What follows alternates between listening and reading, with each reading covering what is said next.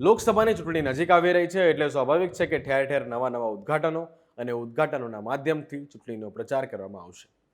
એટલે હવે ભાજપના નેતા અને દેશના વડાપ્રધાન નરેન્દ્ર મોદી એ ગુજરાતના પ્રવાસે આવી ગયા છે. ત્યારે આ વખતે ગુજરાતમાં કઈ કઈ વસ્તુઓની શરૂઆત કરવામાં આવી અને કઈ કઈ નવી વસ્તુઓ છે કે જેનું ઉદ્ઘાટન ગુજરાતમાં આ વખતે કરવામાં આવ્યું છે, આવું જાણીએ. નમસ્કાર, હું છું અનિલ અને તમે જોઈ રહ્યા છો વાઇબ્સ ઓફ ઇન્ડિયા. વડાપ્રધાન નરેન્દ્ર મોદી ગુજરાતના પ્રવાસે છે અને એવામાં તેમણે ગુજરાતની જનતાને ₹44,000 કરોડથી વધુના વિકાસ કાર્યોની ભેટ આપી છે, જેમાં 22,500 કરોડથી વધુના ખર્ચે નિર્માણ થયેલા તાપીના કાકરાપારના 2 નવા ન્યુક્લિયર પાવર પ્લાન્ટ્સ તેમણે દેશને સમર્પિત કર્યા છે. હવે આ તાપીના કાકરાપારમાં સ્થિત 2 નવા ન્યુક્લિયર પ્લાન્ટ્સનું ઉદ્ઘાટન એ એક મુખ્ય પ્રોજેક્ટ હતો. 700 મેગાવોટની ક્ષમતા ધરાવતા આ ન્યુક્લિયર પાવર પ્લાન્ટ્સ એ સ્વચ્છ અને સસ્ટેનેબલ ઉર્જાનો ઉપયોગ કરીને રાજ્યને શુદ્ધ ઝીરો કાર્બન ઉત્સર્જન પ્રાપ્તિની દિશામાં આગળ વધારવાનું પ્લાનિંગ હતું.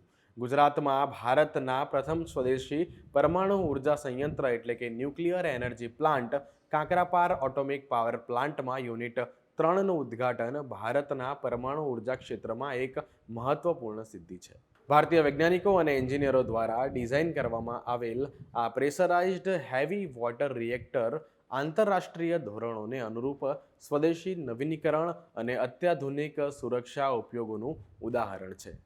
ત્યારબાદ બીજા ઉદ્ઘાટનની વાત કરીએ તો NHAI દ્વારા 10,070 કરોડથી વધુના ખર્ચે નિર્મિત વડોદરા મુંબઈ એક્સપ્રેસ વેનો એક હિસ્સો પણ શરૂ કરાયો છે. સમગ્ર રાજ્યમાં એક મજબૂત રોડ નેટવર્કનું નિર્માણ કરવું એ ગુજરાત સરકારની મુખ્ય પ્રાથમિકતાઓમાંનું એક છે. આ દિશામાં રાજ્યના વડોદરા મુંબઈ એક્સપ્રેસ વેના 3 ભાગોનું નિર્માણ કાર્ય પૂર્ણ થઈ ગયું છે. એમાં પહેલો ભાગ 31 કિલોમીટર લાંબો મનુબરથી સાંપાનો છે, જેને ₹2400 કરોડથી વધુના ખર્ચે તૈયાર કરવામાં આવ્યો છે. આ જ રીતે બીજો ભાગ લગભગ 32 કિલોમીટર લાંબો સાંપાથી પાદરાનો છે, જેનો ₹3200 કરોડથી વધુના ખર્ચે, અને ત્રીજો ભાગ 23 કિલોમીટર લાંબો પાદરાથી વડોદરાનો છે, જેને ₹4300 કરોડથી વધુના ખર્ચે તૈયાર કરવામાં આવ્યો છે. આ રીતે ₹10,000 કરોડથી વધુના NHAIના ડેવલપમેન્ટ પ્રોજેક્ટ્સને વડાપ્રધાન મોદીએ જનતાને સમર્પિત કર્યું છે.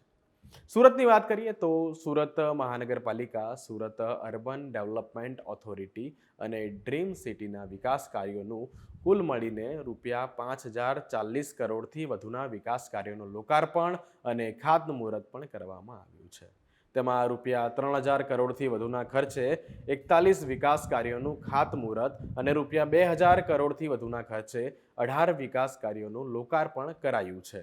લોકાર્પણના કાર્યોમાં ₹840 કરોડના ખર્ચે 50 ઇલેક્ટ્રિક બસો, ₹597 કરોડના ખર્ચે નિર્મિત તાપી શુદ્ધિકરણ પ્રોજેક્ટના વિવિધ કાર્યો અને ₹49 કરોડના ખર્ચે ડ્રીમ સિટી લિમિટેડના વિવિધ કાર્યોનો સમાવેશ થયો છે.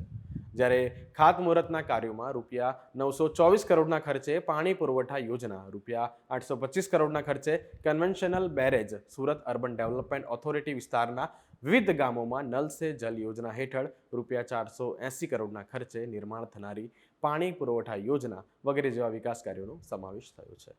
ત્યારબાદ 10 વિવિધ વિભાગોમાં 5,400 કરોડથી વધુના વિકાસ કાર્યોનું પણ લોકાર્પણ અને ખાતમુહૂર્ત થયું છે, જેમાં દક્ષિણ ઝોનના 11 જિલ્લાઓ એટલે કે વડોદરા, નવસારી, ભરૂચ, તાપી, વલસાડ, પંચમહાલ, સુરત, છોટાઉદેપુર, દાહોદ, મહીસાગર અને નર્મદામાં 10 વિવિધ વિભાગોના ₹5,400 કરોડથી વધુના વિકાસ કાર્યોનું લોકાર્પણ અને ખાતમુહૂર્ત કરવામાં આવ્યું છે.